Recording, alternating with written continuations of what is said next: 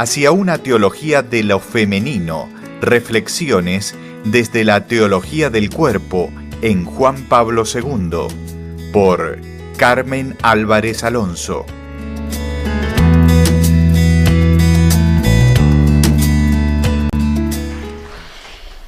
Primero, muchísimas gracias, de verdad con muchísima gratitud y mucho cariño por esta invitación que me habéis hecho a hablar en este foro, que valoro no solamente el esfuerzo que estáis haciendo y habéis hecho por organizarlo, sino valoro sobre todo el haber planteado un tema como es el de la mujer y además con un carácter público, es decir, tener la valentía de poner sobre la mesa el tema de la mujer, que es una de las urgencias pastorales más vivas que tiene ahora mismo la Iglesia, ¿no? Valoro también este foro porque sabéis, creo que el próximo mes de agosto, el 15 de agosto, se celebran los 25 años de la publicación de la Mulieris Dignitatem. Por tanto, creo que la puntería de la celebración de este acontecimiento es más que clara, ¿no? Agradezco también el tema que se me ha propuesto, porque acompaña un poco mi trayectoria vital, de investigación, de estudio, y un poco también mi vocación personal, porque a medida que se va uno metiendo en estos temas, pues se va dando cuenta de lo urgente que es profundizar, al menos en lo que a mí me toca, en el aspecto teológico del tema que estamos aquí discutiendo. Es ahora mismo un reto muy grande que tiene la Iglesia planteado responder a la pregunta que formula o que hay detrás del lema de este foro, Mujer, sé lo que eres. Y la pregunta es, ¿qué es la mujer? ¿Qué es ser mujer? ¿Cuál es el significado teológico de la feminidad? Es decir, ¿qué significa en el plan de Dios el hecho de ser mujer? ¿Por qué Dios crea a un ser humano que es varón y mujer y lo crea en un cuerpo que es masculino y femenino? Esa es la pregunta que mueve un poco, creo, el lema del foro y todas las ideas que voy a intentar exponer a continuación un poco deprisa, lo confieso. Soy consciente de que os voy a meter una sobredosis y de que a estas alturas de la tarde ya estamos un poco cansados, pero el tema es bellísimo y sí que me gustaría que os llevarais, además de un batiburrillo de ideas, una panorámica bella de la cantidad de temas que se plantean cuando se pone uno a reflexionar sobre la mujer y además reflexionar sobre la mujer desde la perspectiva de la teología del cuerpo, que es un tema aún hoy muy desconocido, muy novedoso y creo que urgente porque es la respuesta doctrinal que tenemos en la mano para dialogar y hacer frente a la cultura de género que nos ha invadido de forma tan agresiva. Voy a empezar la primera parte de la charla muy breve, situándonos un poquito en contexto, algunos antecedentes y una breve cronología para situar las catequesis sobre la teología del cuerpo. Simplemente aludo, deprisa, porque no hay tiempo de entrar en tema. En primer lugar, la famosa encíclica La Humane Vitae, publicada por Pablo VI en el año 68, que es el pistoletazo de salida para todo el debate actual sobre el tema de la mujer. Se vincula, también se remonta a esta encíclica, que tiene mucho más trasfondo del que yo voy a comentar aquí, pero simplemente la menciono porque es el punto de partida, el punto de arranque para entender las catequesis de la teología del cuerpo de Juan Pablo II.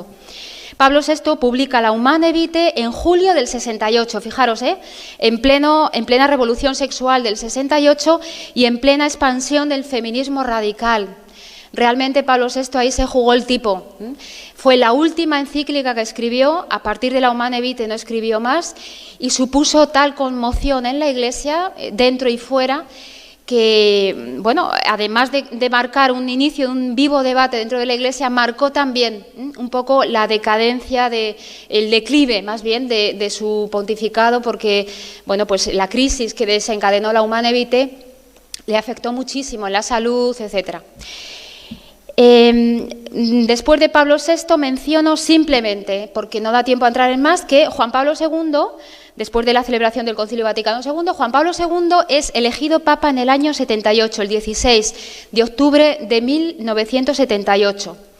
Para que nos situemos un poquito antes, en 1975 se había celebrado ya la primera conferencia internacional sobre la mujer en México. Mientras que 2 años más tarde de ser elegido Papa Juan Pablo II, en el año 80, iba a celebrarse, se estaba preparando y gestando, la segunda Conferencia Internacional de la Mujer en Copenhague. Sigo adelante y nos situamos en el Sínodo sobre la Familia que Juan Pablo II convocó y se celebró en otoño del año 80. Este es el siguiente hito más importante para situar las catequesis sobre la teología del cuerpo, porque, fijaros, Juan Pablo II es elegido Papa en el año 78 y lo primero que hace en su pontificado es convocar un sínodo, convoca a toda la Iglesia a reflexionar sobre los temas del matrimonio, de la familia, de la contracepción, del amor humano, de la sexualidad, de la bioética, etc. Lo primero que hace es convocar un sínodo. Esto ya nos da idea de la importancia que en Juan Pablo II tuvo el tema de la pastoral familiar y de la revisión, una renovación de la visión de la sexualidad, del matrimonio, del amor humano en clave de fe. Lo llevaba en el corazón, fue realmente, ahora después de conocer su pontificado, fue una de las preocupaciones más urgentes que él llevaba dentro, ¿no? Bueno, el Sínodo de la Familia, del cual sínodo salió, lo sabéis, la Familiaris Consortio, que es un documento modernísimo, señala pasos adelante importantísimos en pastoral familiar, en la visión sobre la familia. Bueno, es un documento fundamental, pero Juan Pablo II, con motivo del Sínodo de la Familia, comienza durante las audiencias de los miércoles una serie de catequesis, que las llama así, catequesis, que se prolongan desde el 5 de septiembre del año 79, es decir, a los pocos meses de ser elegido Papa, él comienza esta serie de audiencias generales durante los miércoles y se prolongarán hasta noviembre del 84. Fueron interrumpidas por el famoso atentado del año 81 y una vez que él se recuperó, las catequesis continuaron adelante. Todos los miércoles, pim pam, él continuaba hablando del Génesis, de Adán y Eva, de la sexualidad, de Efesios 5, del Cantar de los Cantares. En su momento no suscitaron todo el interés que hubieran debido suscitar y mucha gente, esto en los periódicos del momento se puede ver, ¿no?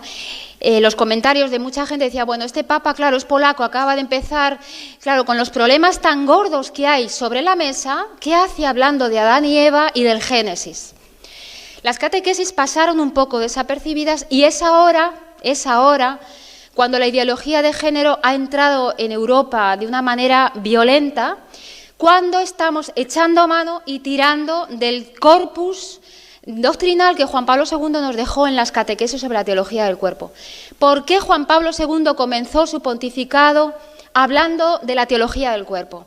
Porque él, profeta, gran profeta de su tiempo, sabía lo que estaba pasando en Estados Unidos, sabía que todo lo que se estaba gestando allí, todo el feminismo que se estaba gestando allí, que estaba extendiéndose de manera virulenta, sabía que tarde o temprano la acción de la ONU iba a penetrar de forma implacable en Europa. Y comenzó despacio, pero de forma muy, muy ordenada, este gran ciclo de catequesis que digo se alarga hasta el año 84. Fijaros que acaban las catequesis sobre la teología del cuerpo y en el año 85 se celebra la Conferencia Internacional de la Mujer en Nairobi. En el año 88, fijaros para que os hagáis idea de cómo se van entrelazando los documentos de Juan Pablo II, todas las líneas doctrinales que él desarrolló en su pontificado se entrelazan, van dialogando con los diferentes documentos y conferencias que organiza la ONU sobre el tema de la mujer. En el agosto del año 88 publica la Mulieris Dignitatem. En el año 94 publica la Carta de las Familias y va caminando hacia la Conferencia Internacional de Pekín, que fue el pistoletazo de salida para la implantación a nivel mundial de la ideología de género. En el año 95, cuando se celebró aquella conferencia de Pekín, Juan Pablo II publicó la Carta a las Mujeres.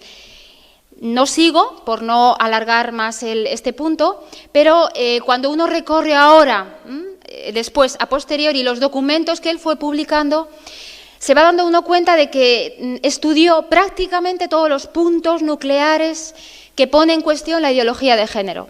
Trabajó la familia, trabajó la niñez, trabajó la vida, trabajó la feminidad, trabajó la masculinidad. Es interesantísima la línea que él abre a partir de la Redentoris Custo sobre el papel y el significado de la masculinidad en la figura de José, el gran desconocido.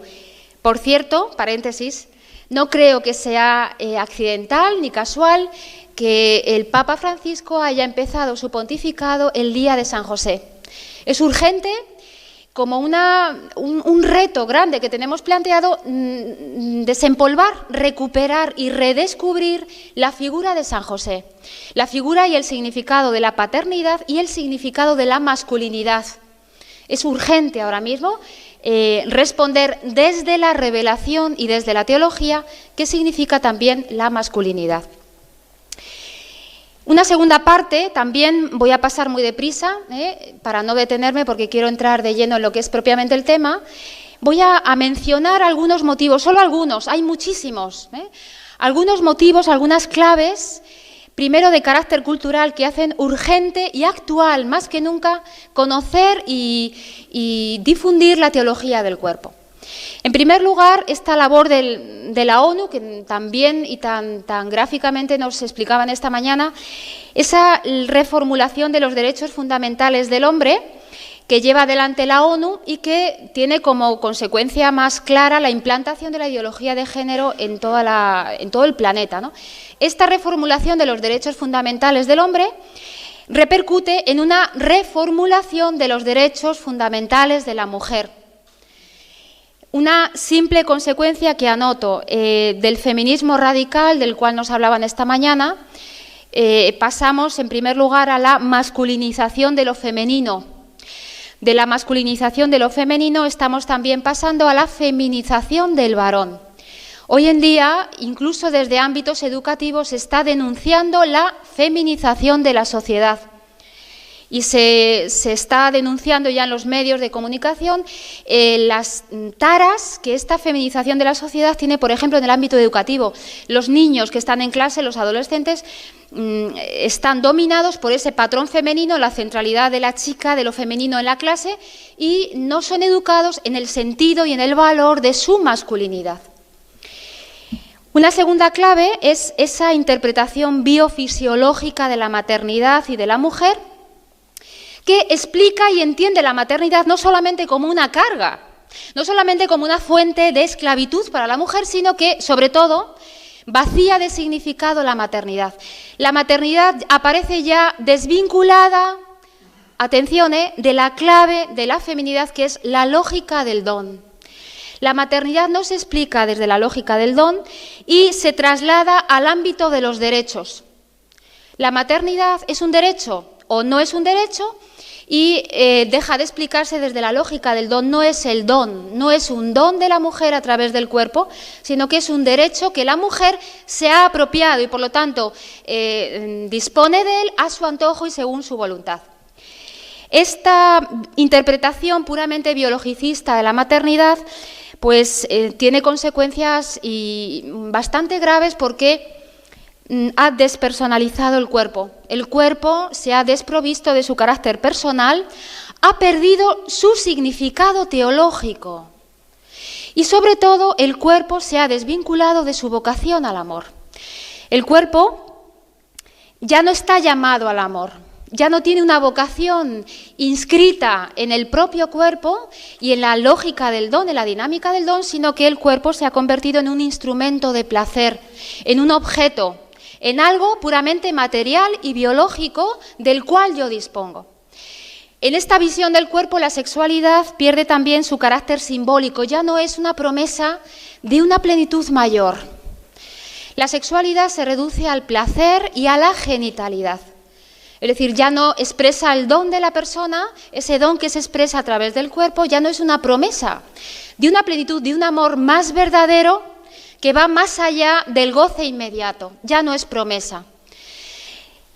En esta visión puramente biologicista de la maternidad y de la mujer, Por supuesto, se ha borrado la figura del padre y el significado de la masculinidad. Esto es clave, digo, hay que recuperar la figura de San José y el significado que la paternidad y la masculinidad de José y de Cristo, el cuerpo masculino de José y el cuerpo masculino de Cristo tienen en el plan de Dios. Este lenguaje biologicista es peligroso porque impide el anuncio del Evangelio como el Evangelio del amor. En una sociedad en la que la sexualidad, el amor se reduce a puro erotismo, a puro placer, a puro emotivismo, no cabe el Evangelio del amor. Y no cabe un amor que se entiende desde la cruz. ¿Quieres saber qué es el amor? Mira a la cruz, porque ese es el amor total que se te ha dado en el don del cuerpo. Este mensaje del amor no cabe en una sociedad en la cual la sexualidad y el amor se ha reducido a pura experiencia instantánea y fugaz. Otra clave que simplemente señalo es esa cultura pansexualista, corporeísta, que pone en el centro el cuerpo y el sexo, esa dimensión, solamente la dimensión erótica y sexual del cuerpo.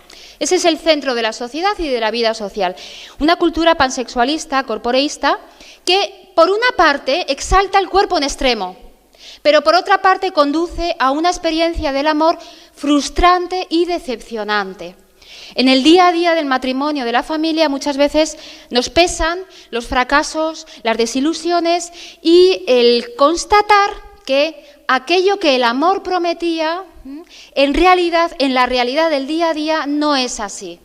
Es una ilusión, el amor es una ilusión. Por tanto, hay que liberarse del amor, del cuerpo para el amor, de la procreación, de la sexualidad, etc. Otra clave es lo que un sociólogo actual, Bauman, llama la cultura líquida, el amor líquido. Estamos en una cultura líquida, dice este autor. Una cultura líquida que entroniza lo efímero, lo fugaz, lo que pasa, lo que es cambiante, lo que no genera vínculos ni compromisos sólidos. En una sociedad líquida se identifica la sexualidad con la mera genitalidad. El criterio que prima es el placer. Si me gusta, lo hago y además moralmente está bien. Si no me gusta, no lo hago y por lo tanto moralmente seguramente sea malo. Es decir, el criterio del hedonismo y además el criterio del emotivismo. Yo practico y hago el amor y practico el sexo porque me siento bien. Porque me siento bien y me hace sentirme bien conmigo misma y el emotivismo, es decir, el amor gira en torno a lo que el otro despierta en mí, el sentimiento, la emoción que despierta en mí, pero la emoción no genera vínculos permanentes y no es fuente de una entrega y una donación total. En esta mentalidad líquida, el amor, en la persona se cierra a la comprensión del verdadero amor. Dificulta entender el verdadero amor en la clave del don. Una última clave que simplemente enuncio es que en esta mentalidad la sexualidad se convierte en un objeto de consumo, regido por la ley de la oferta y la demanda, por los fines lucrativos. Fijaros que vivimos en una sociedad que nos invade continuamente con mensajes de contenido y forma erótica y sexual. Hay que crear una demanda masiva de sexo para producir un consumo masivo de sexo, porque esto mueve una millonada. También lo veíamos esta mañana, ¿no? Claro, hay grandes intereses económicos en torno a la prostitución, a la pornografía, al aborto, a la anticoncepción. Claro, esta máquina de producir dinero en torno al sexo está fundamentada en un error antropológico gravísimo y es un reduccionismo muy peligroso. La persona ya no es la persona, es su cuerpo. Y de su cuerpo me interesa solo el aspecto meramente erótico. El cuerpo se reduce a eros, al placer. Por tanto, cuando esa persona pierde su cuerpo se deteriora por vejez, por salud, por lo que sea, ya no me sirve, porque ya no me produce dinero. La sexualidad está convertida en un objeto de consumo, una mercancía de consumo. El utilitarismo no puede asegurar la presencia del amor en las relaciones humanas y menos en las relaciones sexuales. El utilitarismo. Además de estas claves culturales hay más, no las voy a enumerar porque no me quiero alargar más, simplemente voy a mencionar dos motivos que yo he llamado eclesiales para profundizar y conocer la teología del cuerpo. Mirad, la ideología de género, la cultura pansexualista que nos rodea no justifica el interés por la teología del cuerpo, es muy poco ese motivo. La teología del cuerpo se justifica en sí misma porque es una visión tan radicalmente novedosa del amor, de la sexualidad, del matrimonio, de la masculinidad y de la feminidad, que por sí sola, aunque no existiera la cultura de género que nos rodea, merecería la pena estudiarla, conocerla, vivirla y darla y testimoniarla. La teología del cuerpo nace, sobre todo, de esa renovación profunda que impulsó el Concilio Vaticano II, no solamente en la teología, sino sobre todo en la antropología. Hay que recuperar una visión adecuada de la persona, adecuada es decir, que explique no solamente el alma, sino también el cuerpo, porque somos cuerpo. Por tanto, hay que recuperar la visión de la persona, de toda la persona, también del cuerpo, que se nos ha dado en la revelación. Esa revelación que está contenida de una manera fresquísima, bella, nueva en el Génesis, en los 2 primeros capítulos del Génesis.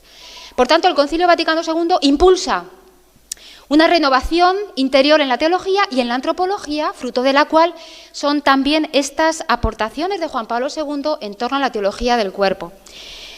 Y dentro de la Iglesia también Juan Pablo II se sitúa en el debate que suscitó en su momento la Humanae Vitae. Él dice, yo quiero aportar a la Humanae Vitae, quiero aportar una fundamentación antropológica, bíblica, filosófica, de por qué ese punto central de la Humanae Vitae, por qué en el acto conyugal son inseparables los dos significados, unitivo y procreador del acto conyugal. ¿Por qué? El por qué empieza a desarrollarlo Juan Pablo II partiendo del cuerpo. Por tanto, las catequesis de la teología del cuerpo no solamente se expresan, se explican desde la cultura, sino sobre todo desde la inquietud que nace dentro de la Iglesia de responder a la pregunta, ¿quién soy yo? ¿Por qué tengo un cuerpo masculino y femenino? ¿Por qué soy mujer? ¿Qué significa ser mujer? ¿Qué significa ser varón? Pues esto es lo que me propongo desarrollar ahora más en profundidad. Voy a desarrollar 5 ideas, solo 5 ideas, las he seleccionado un poco por ir a lo más esencial. Hay muchísimas más líneas que hay que profundizar. Soy consciente de que estoy planteando un tema muy novedoso y es fundamentar teológicamente el significado y la visión de la feminidad.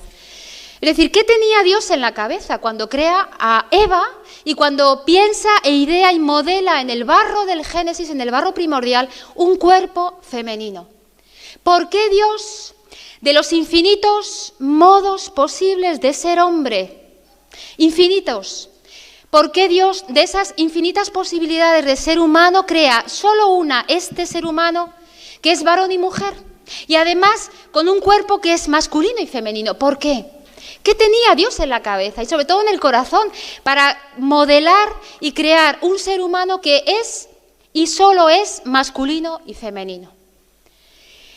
Pues voy a proponeros 5 pistas, 5 temas de reflexión que son a la vez líneas de investigación, porque insisto, estoy planteando un tema, creo, muy novedoso dentro de la propia teología. En primer lugar, la feminidad es un don. Es un don, la hemos recibido. Es un don y al mismo tiempo una tarea, una vocación, es un camino. La ideología de género parte de un principio fundamental antropológico y es que yo no soy mi cuerpo. Ustedes están viendo aquí una mujer, no, yo no soy mujer, pero puedo elegir ser transexual, bisexual, varón, puedo elegir eso hoy, mañana puedo volver a elegir ser otra cosa. La ideología de género parte de un principio fundamental, yo no soy mi cuerpo. La teología del cuerpo, la revelación cristiana, partimos aquí de un principio fundamental, yo soy mi cuerpo. Yo soy mujer en todo lo que hago, en todo lo que digo, en todo lo que pienso y en todas las células de mi cuerpo. Soy mujer. Y esto es lo primero que nos enseña el cuerpo, que nuestro cuerpo es un cuerpo recibido. No lo hemos elegido, lo hemos recibido y por lo tanto en el cuerpo hemos recibido también nuestro sexo, nuestra feminidad. Es un don. El sexo no es una opción cultural, no es una construcción cultural, educativa, no es una decisión personal. Yo no elijo ser mujer. Recibo ese don de mi feminidad. Los dones se acogen y se reciben, no se manipulan, no son derechos, los dones se acogen. El sexo, por tanto, no es una opción cultural, no es un derecho, es un don recibido. Tiene su origen en Dios. Lo recibimos de Él junto con nuestra singularidad personal y junto con el cuerpo. Esto es lo primero que nos enseña el Génesis, que fue Dios quien modeló el barro primordial de aquel Adán del principio. El cuerpo lo hemos recibido y esto es fundamental porque la ideología de género sitúa el origen del amor en la persona. Yo elijo lo que quiero ser, yo elijo la forma en la que voy a vivir mi sexualidad. La revelación cristiana nos dice que el amor tiene su origen en Dios, es decir, existe un amor primero, un amor absolutamente primero, un amor creador, que es el amor absolutamente primero de Dios, que nos envuelve, que nos precede, que nos sostiene en el ser mucho antes incluso de que tú y yo seamos conscientes de ese amor primero que nos ha dado el ser. El amor, por tanto, tiene su origen en Dios. Nuestro amor siempre es amor segundo, siempre es una respuesta al amor de Dios. Esto es fundamental porque la primera verdad que nos enseña nuestro cuerpo es que somos hijos. Tenemos nuestro origen en otro. No solamente en otro con minúscula, nuestros padres, sino en otro con mayúscula, que es Dios. Somos hijos. Nuestra condición filial nos define. Fijaos que podemos llegar a ser padres, llegamos a ser madres, abuelos, pero no llegamos a ser hijos. Somos hijos. Nunca dejamos de ser hijos. Nuestros padres pueden decir, vosotras madres podéis decir, voy a tener un hijo. Pero nunca podéis decir, voy a tener este hijo. Esa singularidad personal solo procede de Dios. Y en esa singularidad personal que nos define, que me hace único en todo el cosmos, en esa singularidad está mi ser femenino. Soy así y soy mujer porque Dios me ha pensado así. El origen de mi feminidad, de mi ser, está en Dios. El amor lo hemos recibido. La ideología de género se empeña en crear una sociedad huérfana.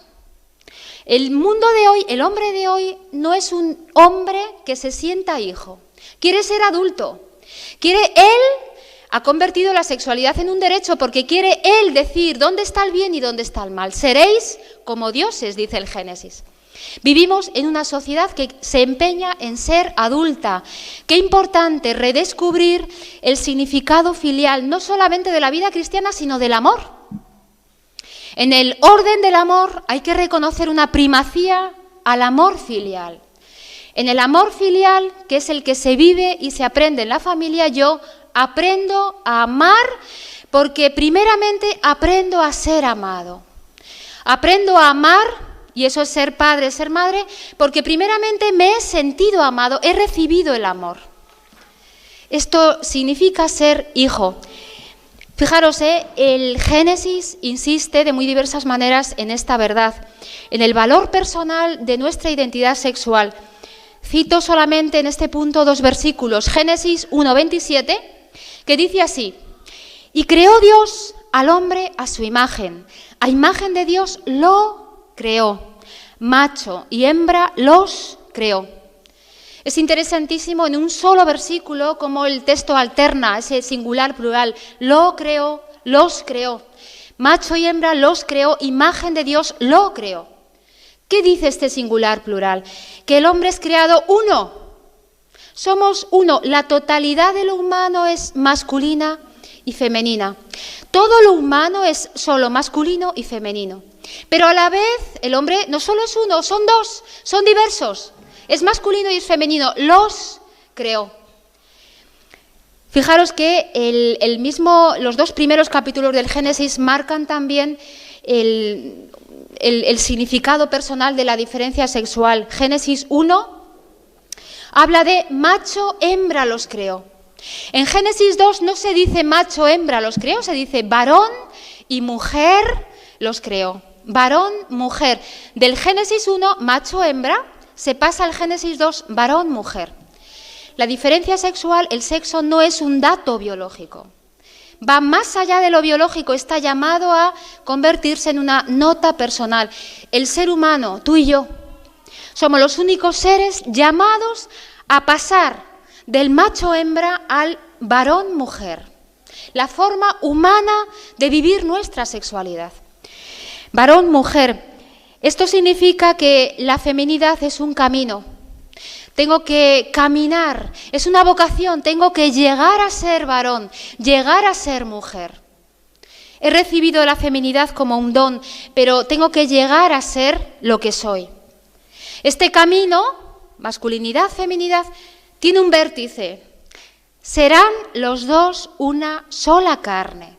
Esta expresión que es bellísima, de las expresiones y de los misterios más bellos de la Sagrada Escritura, llegar a ser una sola carne. El camino del varón y de la mujer pasa por llegar a ser una sola carne, y eso es posible porque el varón y la mujer son seres creados para el otro. Somos seres para. La masculinidad está hecha, pensada, querida para la feminidad, y la feminidad para la masculinidad. Esto es importante porque ni la masculinidad ni la feminidad se entienden en sí mismas, al margen del otro. La ideología de género plantea una reflexión sobre la feminidad autónoma, individualista. Yo, para explicarme a mí misma, no necesito de lo masculino, porque la feminidad no es una relación, sino que es un derecho, algo que yo tengo y por lo tanto yo le doy el significado que yo le quiero dar. La revelación cristiana precisamente explica la masculinidad y la feminidad como una relación. Yo necesito ver, necesito existir frente al varón, para el varón, si quiero entender mi feminidad, y al revés. Esto, el camino de la masculinidad y de la feminidad, implica un dato importantísimo, y es la temporalidad. Somos mujeres, pero nos vamos haciendo mujeres en el tiempo, crecemos en nuestra feminidad a través del tiempo. Fijaros que, no entro, pero la maternidad, que es lo más específico de la feminidad, está vinculada al tiempo. La plenitud de los tiempos se da, se cumple, está vinculada a la maternidad virginal de María. El principio de la historia de la salvación, Génesis, está vinculado a una mujer, Eva, la madre de todos los vivientes.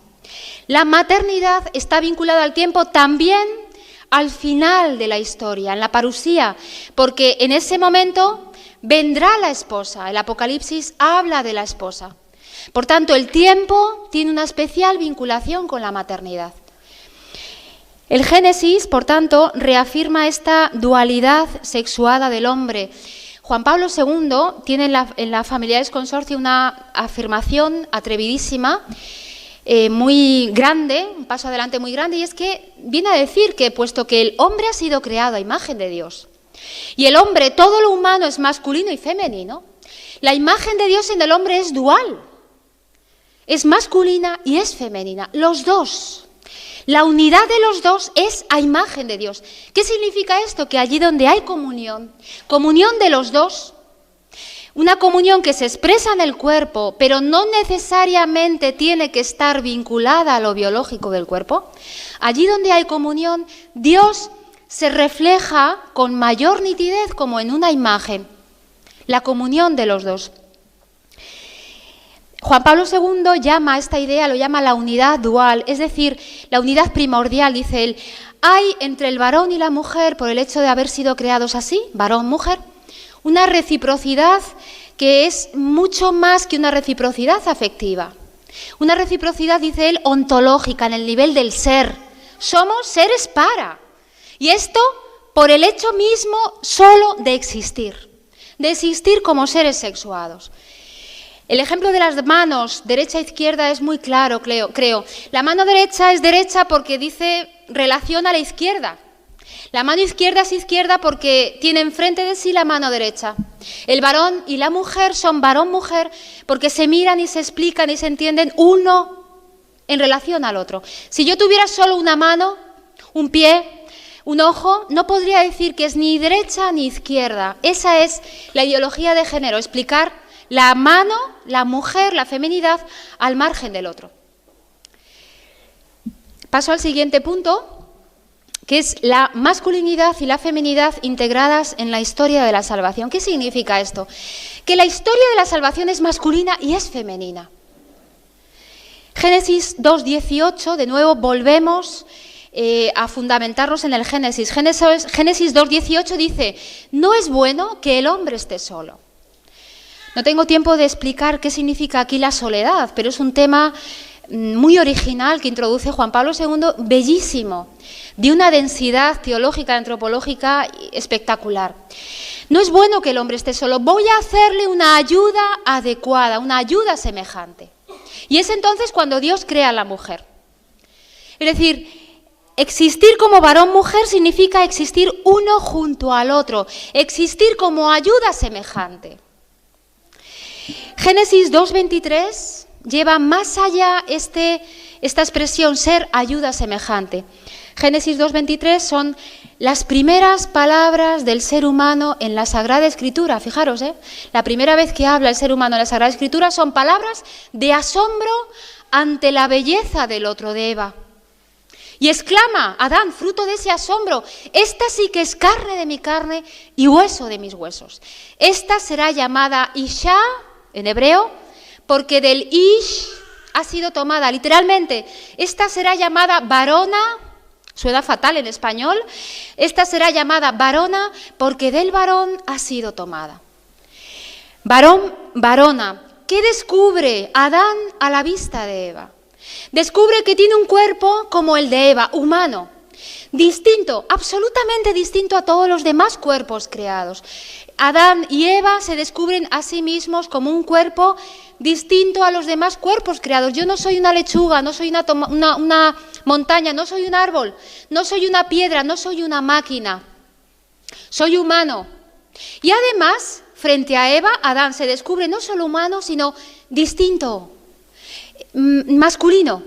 Adán descubre el valor personal del cuerpo. Adán descubre que está hecho para el otro, que su sexualidad y su cuerpo le llaman a salir de sí para entregarse al otro.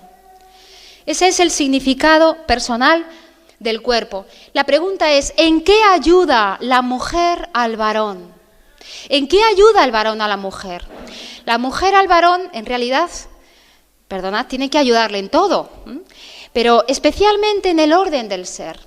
Yo ayudo al varón a ser varón y el varón me ayuda a mí a ser mujer, a ser lo que soy.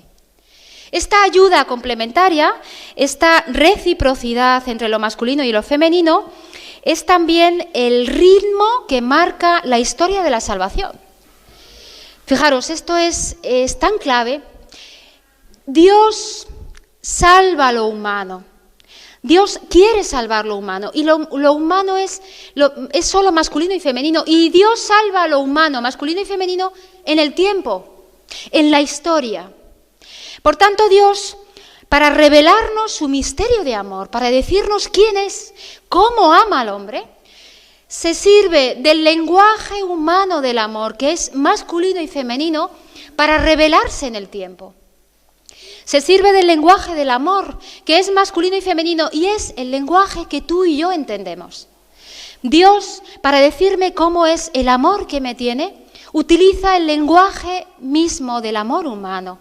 Y ese lenguaje es masculino y es femenino. Y esa es la historia de la salvación, una historia de un amor. El amor entre Dios y los hombres, que reviste las formas del lenguaje del amor humano. Masculinidad y feminidad. Unidad y diferencia, reciprocidad y complementariedad. Esa es la historia de la salvación. Esto Juan Pablo II lo lleva a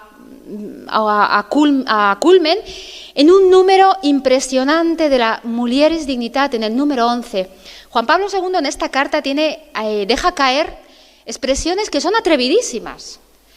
Yo cuando las leo y las releo digo, esto lo dice un papa, y porque lo dice un papa, pero lo digo yo, lo dice una mujer y suena escandaloso. Lo dice un papa. Una de esas afirmaciones estelares es el número 11 de la Mulieris Dignitatem.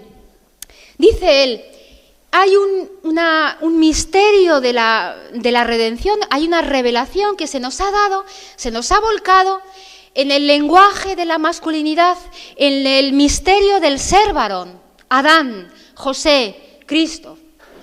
Pero dice él, hay una revelación correlativa, esto es muy fuerte, una revelación correlativa que se añade, que completa la revelación que se nos ha entregado en la línea del varón. Dice él, en la línea de la mujer bíblica hay una revelación correlativa que completa, que explica, necesaria, recíproca a la revelación de Dios que se nos ha dado en la línea del varón. Como si hubiera cosas del misterio de Dios que solo Dios nos podía decir en la feminidad de la mujer.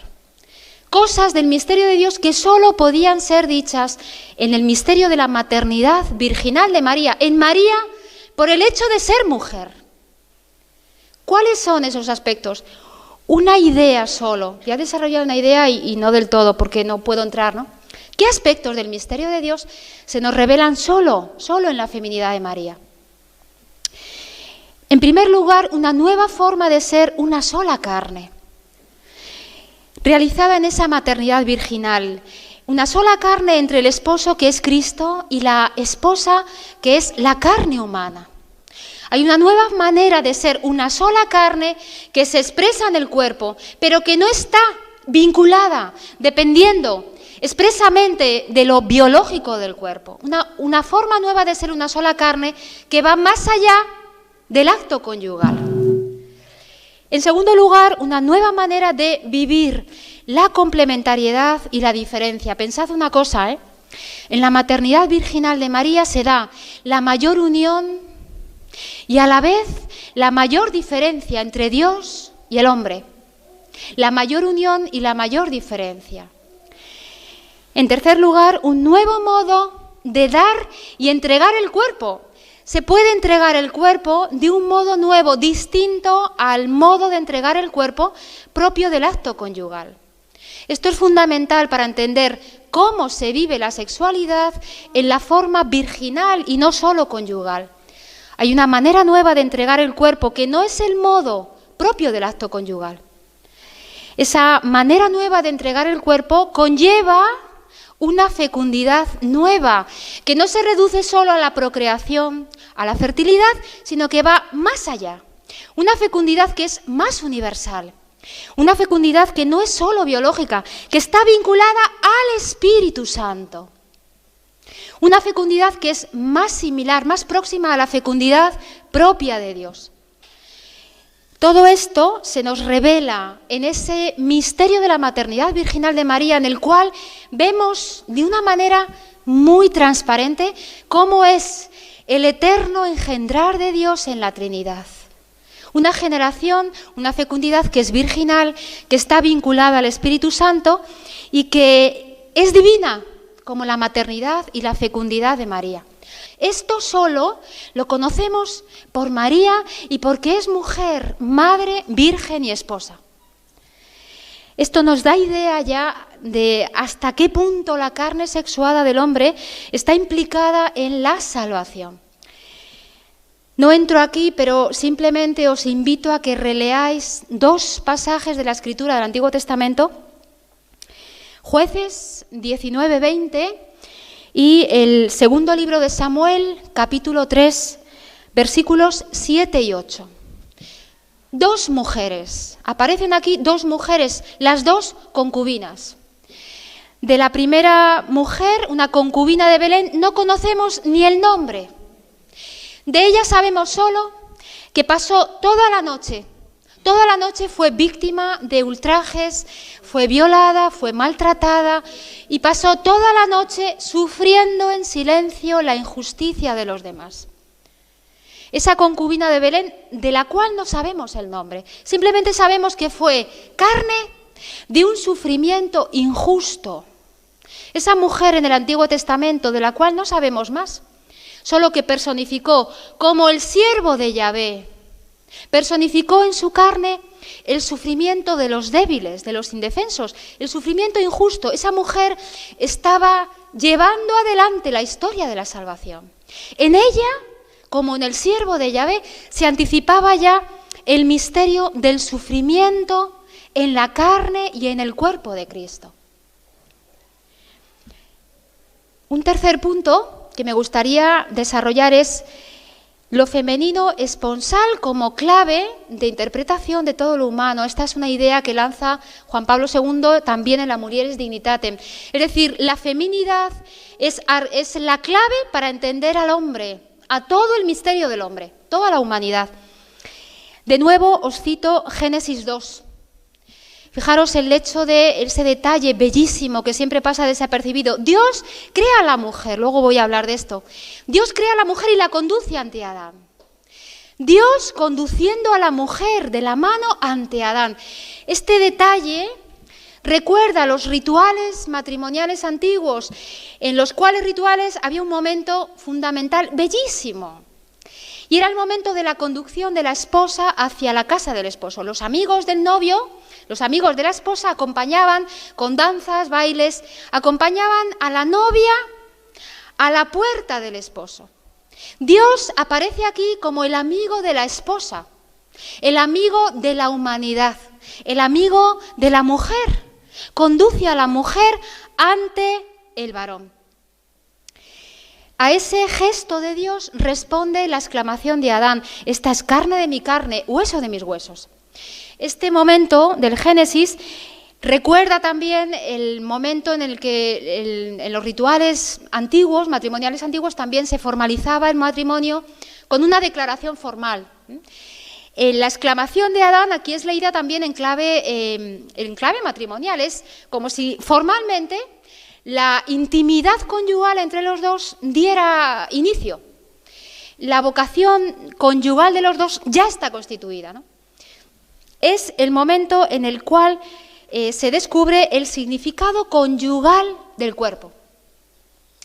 Este modelo esponsal, Adán y Eva, que se descubren a sí mismos como esposos, como cónyuges, se convertirá en el modelo para interpretar el amor de Dios hacia el hombre a lo largo de todo el Antiguo Testamento. Para llegar hasta Efesios 5, San Pablo, en todo el Antiguo Testamento Dios se muestra, se revela, habla al hombre como el esposo que llama al hombre, al pueblo de Israel, a todos los hombres, carne de mi carne, hueso de mis huesos.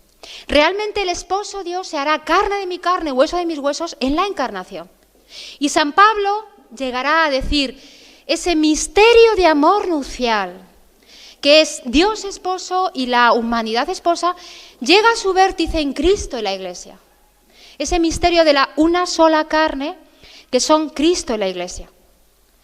Pues bien, el Papa está diciendo que este modelo del amor conyugal, esponsal, que se nos revela en el Génesis, se convierte en una clave de lectura de toda la historia de la salvación, porque Dios entró en la historia como el esposo. Cristo se ha encarnado, el Verbo se ha encarnado, ha entrado en la historia del hombre como el esposo.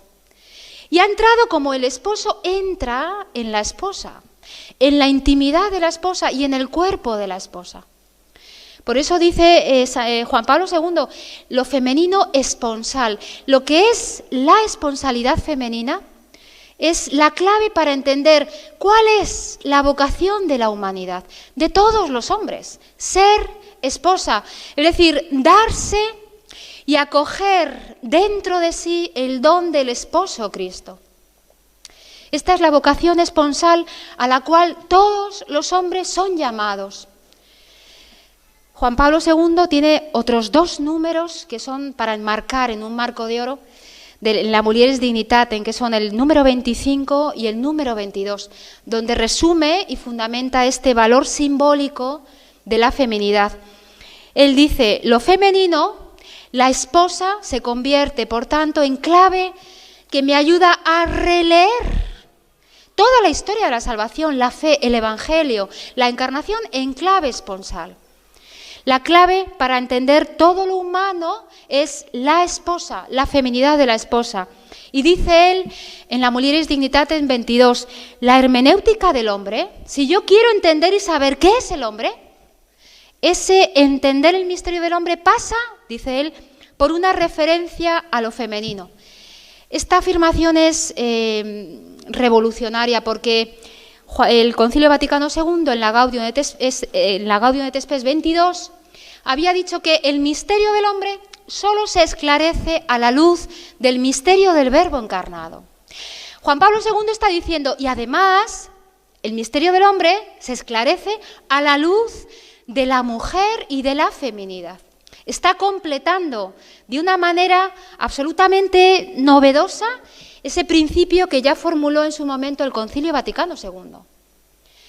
El misterio del hombre, si quiero entenderlo, tengo que entenderlo desde la clave de la esponsalidad femenina.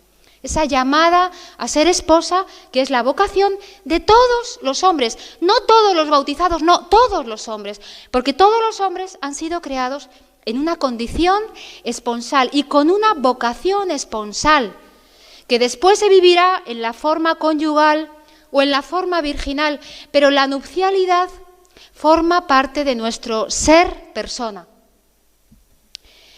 Paso a un cuarto punto, que es el significado de la feminidad asociado especialmente al orden de la alianza y sobre todo a la Eucaristía. Este punto es bellísimo y también es fruto de no solamente de la teología del cuerpo, sino de las reflexiones que Juan Pablo II deja caer en la Mulieris Dignitatem. Juan Pablo II no le dio tiempo a desarrollar todo lo que dejó lanzado, dejó ahí arrojó en los documentos muchísimas bombas de racimo, que una vez que uno entra por ahí dice, te da vértigo, porque esto te lleva. Bueno, Génesis 2, vuelvo otra vez a Génesis 2. Fijaros, Génesis 2 habla de la creación del varón, de la plasmación del varón. Es la figura del Dios que modela el barro primordial, ese alfarero que da forma con sus propias manos al barro del hombre primordial. De la mujer, no dice Génesis 2, Dios creó a la mujer, no. Génesis 2 dice, Dios construyó a la mujer. Y lo dice intencionadamente, y en ese verbo hebreo, baná, construir edificios materiales. Se construye el templo, se construye la tienda del encuentro, se construye la estirpe, la casa de David, la casa de Jacob. Son edificios humanos que Dios construye. Pues Génesis 2 habla de la construcción de la mujer a partir de la costilla de Eva, construida como casa, como hogar de lo humano, hogar del hombre. Este es el sentido de la maternidad. La casa, el hogar natural en el cual viene y comienza a existir no solamente el ser humano, sino el amor. El hogar natural y propio del amor es el seno de la mujer, la maternidad. La alianza de Dios con los hombres, esa alianza que recorrerá todo el Antiguo Testamento, culminará en la Encarnación, que se celebra en la Eucaristía. Esa alianza aparece vinculada en el Génesis al cuerpo, al don nupcial y a la gracia. La alianza de Dios con el hombre está vinculada al cuerpo. En la Mulieris Dignitatem, también el número 19, tiene Juan Pablo II una expresión bellísima que me voy a permitir leerla. Dice él, cada vez, todas las veces que la maternidad de la mujer se repite en la historia humana sobre la tierra, está siempre en relación con la alianza que Dios ha establecido en el género humano mediante la maternidad de la Madre de Dios.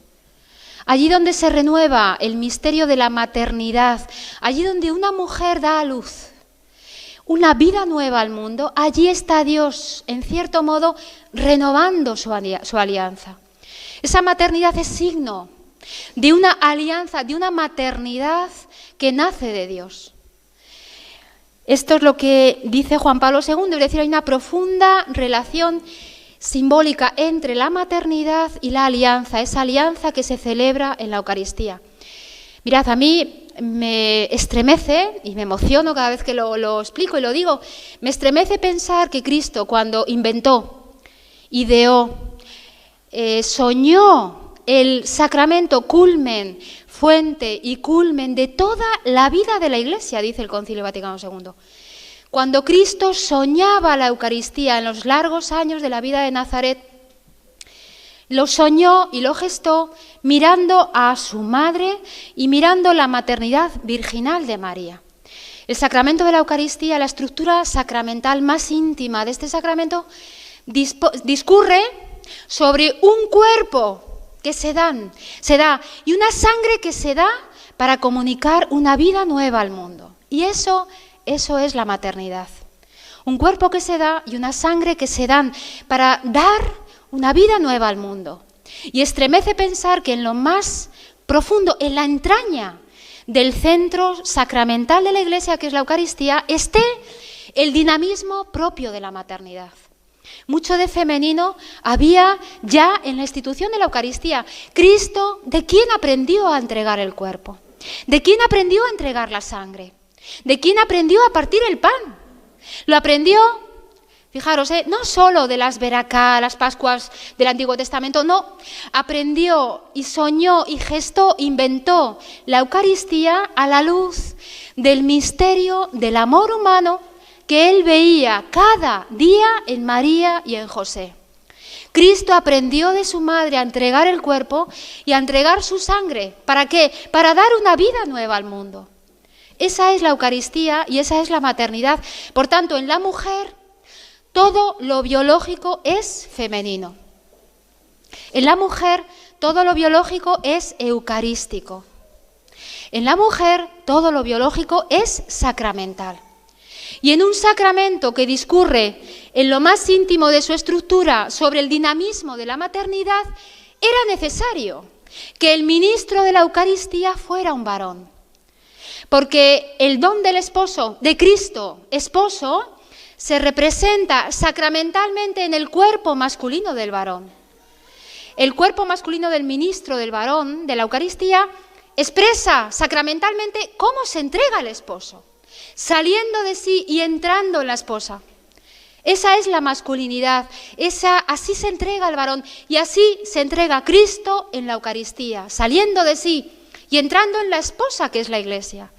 Por tanto, las palabras centrales de la Eucaristía, esto es mi cuerpo, que se entrega por vosotros, son falsas cuando se ponen en boca de una mujer, porque la mujer no se entrega saliendo de sí y entrando en el otro, sino que se entrega acogiendo en sí el don del varón. Solo un cuerpo masculino, solo el varón, representa sacramentalmente a Cristo, es decir, el don de Cristo, el don esponsal de Cristo. La mujer representa en la Eucaristía el don de la esposa. Y fruto de esa una sola carne que se celebra sobre el altar en cada Eucaristía es esa vida nueva al mundo que se da a todos los hombres de manera universal, la vida de Dios. Por tanto, la Eucaristía representa sacramentalmente sobre el altar la masculinidad y la feminidad, el misterio de la una sola carne, del cual hablaba ya el Génesis, se celebra sacramentalmente no solo cuando, como decía Juan Pablo II, cada vez que la mujer da a luz, sino se celebra sacramentalmente allí donde se celebra la Eucaristía. La Eucaristía tiene mucho de masculino y de femenino. Ese feminismo radical, descentrado, que niega a Dios y que no se entiende a sí mismo, niega también el valor del cuerpo como expresión, lugar, modo, lenguaje en el cual se expresa el don. En la Eucaristía, Cristo se entrega como se entrega al esposo. Y se entrega a la esposa. Los que recibimos el sacramento somos la esposa. Y fruto de esa una sola carne que se celebra y se realiza la Eucaristía es la vida nueva que tú y yo comunicamos al mundo cuando salimos del sacramento de la Eucaristía. Termino con este último punto bellísimo, a mi modo de ver, muy novedoso y que os invito a profundizar. La feminidad tiene una especial connaturalidad, cercanía con el Espíritu Santo en el orden de la fecundidad. Tenemos una sintonía, un feeling especial con el Espíritu Santo. Vuelvo de nuevo al Génesis 2:20, fijaros, dice el texto, Adán llamó a su mujer Eva. ¿Qué significa Eva? La llamó así Eva por ser la madre de todos los vivientes. Los vivientes son todos los seres humanos. Eva, la madre de todos los vivientes. Y Génesis 2:7 habla del soplo de Dios. Estas dos citas que voy a desarrollar ahora hablan, no puedo entrar en profundidad, pero hablan del significado trinitario del cuerpo. El cuerpo habla de la Trinidad. La feminidad habla de una manera especial de cómo es la relación del Espíritu Santo dentro de la Trinidad con el Padre y el Hijo. Génesis 2:7 es el famoso versículo en el cual, lo sabéis, Dios, una vez que ha modelado el barro, sopla sobre el barro primordial ese aliento de vida, sopla sobre el hombre. En ese aliento de vida que el barro del hombre, la carne recibe de Dios, el hombre, por ese aliento de vida, dice el texto, se convierte en un ser viviente. ¿Qué significa este soplo de vida? ¿Por qué Dios sopla sobre la carne del primer hombre? En ese soplo de vida es Dios mismo quien se está entregando al hombre. La masculinidad y la feminidad aparecen ya desde el principio vinculadas a este don personal de Dios, en ese soplo, en un soplo que es portador de vida. Dice el texto, Dios sopló y el hombre se convirtió en un ser viviente. Ese soplo, ese don de Dios es un don portador de vida. La feminidad, ¿cuál es el sentido de la feminidad? La feminidad tiene como nota específica y propia recibir, acoger en sí mismo un don primero, el don del varón, que es siempre portador de vida. La mujer recibe el don del varón, un don que es portador de vida para, a su vez, darla. Y este modo de recibir el don y la vida en el don, se expresa en el cuerpo y forma parte de la estructura de la maternidad. Tanto varón como la mujer se entregan en el cuerpo, pero no entregamos el cuerpo de la misma manera y no entregamos la vida de la misma manera.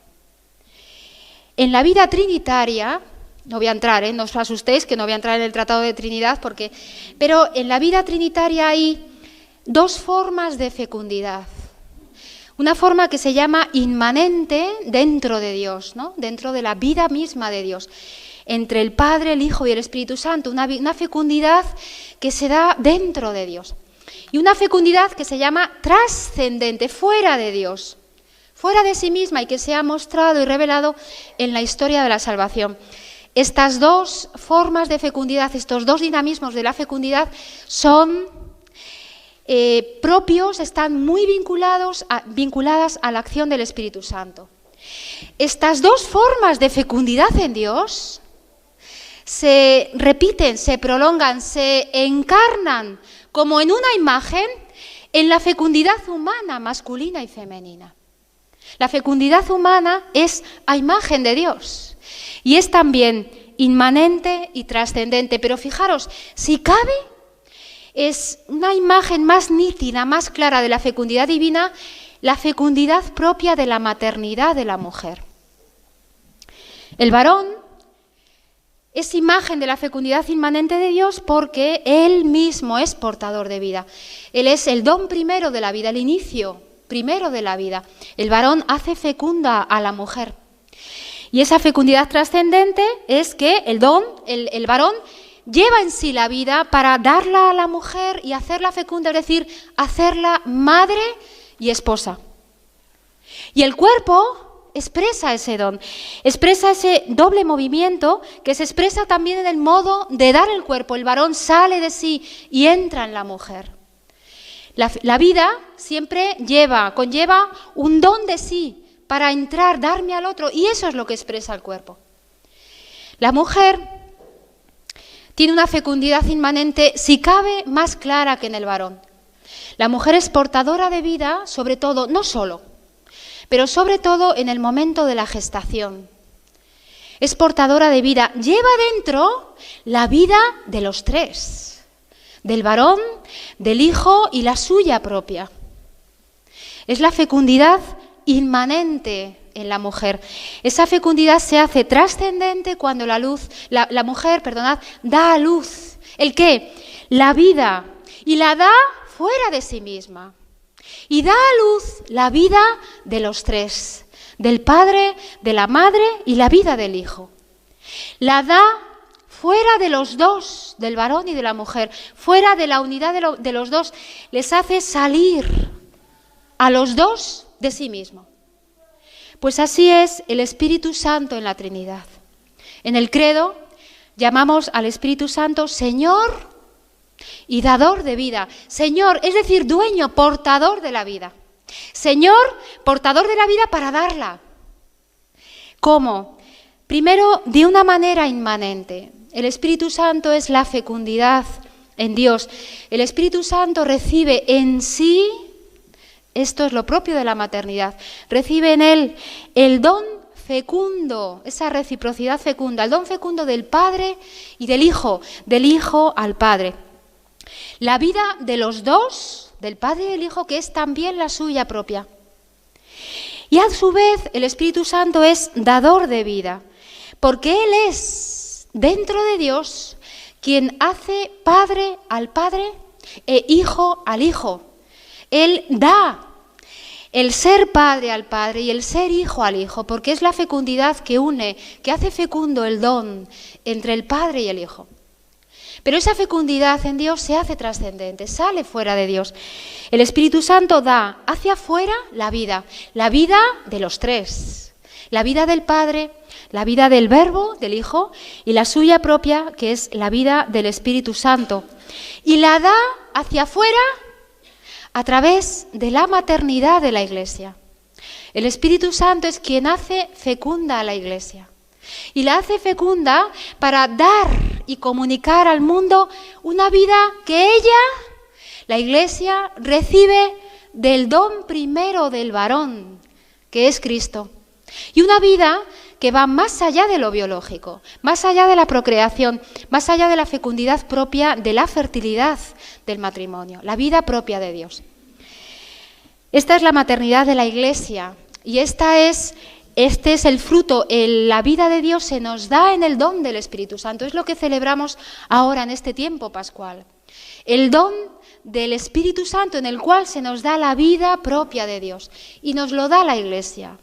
La Iglesia, antes de ser una ONG, antes de ser una empresa, antes de ser jerárquica, es madre. Lo jerárquico de la Iglesia se entiende en lo mariano de la Iglesia. No me voy a detener más y me vais a permitir que acabe con una cita de Clemente Alejandrino, un santo padre, que creo, a mi modo de ver, creo que recoge muy bien todo lo que he intentado transmitir a través de estas ideas. Cómo lo femenino está unido al misterio de Dios de una manera estructural, podríamos decir. Dice así el texto: y entonces contemplarás el seno del Padre, a quien solo el Hijo unigénito de Dios declaró, testimonió, reveló. Lo propio de Dios es amor, y por amor se nos hizo mujer. Lo inefable de Él es Padre. Lo compasivo hacia nosotros se hizo madre. El Padre, amándonos, se hizo hembra. Indicio grande, señal grande de esto es aquel a quien engendró de sí mismo. Y el fruto engendrado de amor es amor. Muchísimas gracias por vuestra atención.